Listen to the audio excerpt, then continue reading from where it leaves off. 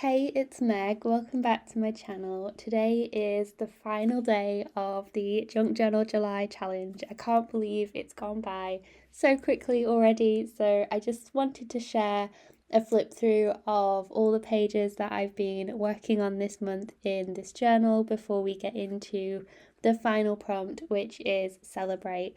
I've loved working in this little no-sew journal. So if you're interested in seeing how any of these pages came together, I will leave a link down below to a full playlist of all of the junk journal with me's so you can see the process for how these pages came together. But this has been such a fun journal to work with, and it's been an absolutely amazing creative month. I've loved seeing everybody's pages and what you've been creating, and of course, the absolutely amazing creator collaboration that we've had going on through the month. Thank you to all of the artists who have shared their creations and their takes on the prompts. I really hope that you have enjoyed following along. The playlist link for that as well will be linked down below. You can go and catch up and see what everyone has been up to. They've been so generous to share all their ideas and inspiration, and it's just such a fun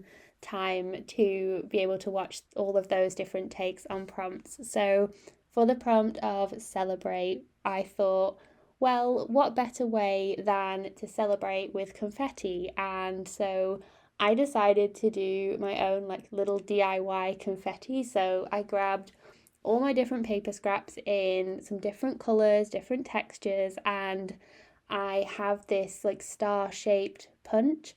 So I punched out a bunch of different stars and had that as some like scrap paper confetti that I was then able to use to, well, I want to say sprinkle over my page, but it was very carefully placed with my glue stick, and it was a little bit fiddly, but that was the idea, to add some confetti to my page as a way of having that theme of celebration. So, like I said, I used lots of different papers. I had book pages, I had brown paper that I had doodled on, some scrapbook paper, music sheet paper. So, yeah, as you can see coming out of this whole punch, there are lots of different little patterns and colours. I still went fairly neutral. I was working on the brown paper background that I have, but I still added a few little colourful ones, and there was even a clear plastic one that clearly was obviously stuck in the hole punch from something else that I did. I really enjoyed actually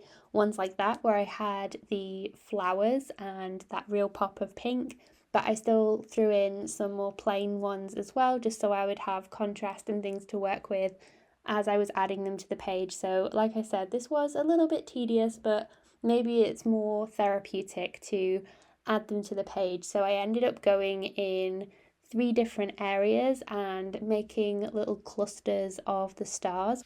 And actually, when I was first adding them, I thought that I would add them across the entirety of the page, but it actually took me a lot longer than I thought it would. So I just decided to stop with 3 main clusters on the page, and I think that worked really well actually for having them be a bit more of a focal point for this page, because it's a bit more abstract with just having this like star confetti across the page. And then what I ended up doing was having a piece of paper in the middle that I'd ripped the edges of and used that to write a quote on, just to have a focal point for the page. So, like I said, I've been really enjoying working in this journal, and I'd love to know in the comments down below what your favourite page has been that you've created for Junk Journal July, or what your favourite prompt has been, maybe one that surprised you. There's always one where you look at it and you think, oh, I actually have no idea, like I'm not going to like that prompt, and then once you get started it might turn into something that was your favourite. And did you try any new techniques or things in your journal as well? That's always fun to experiment with, maybe like different supplies or a new way of working within your journal. So, yeah, I really hope you've enjoyed another fun month of junk journaling, whether you are joining us for the first time or whether you have done several of these challenges now. So, yeah, I just wanted to say a big thank you for supporting this little challenge, and I really hope that you've enjoyed it as much as I have.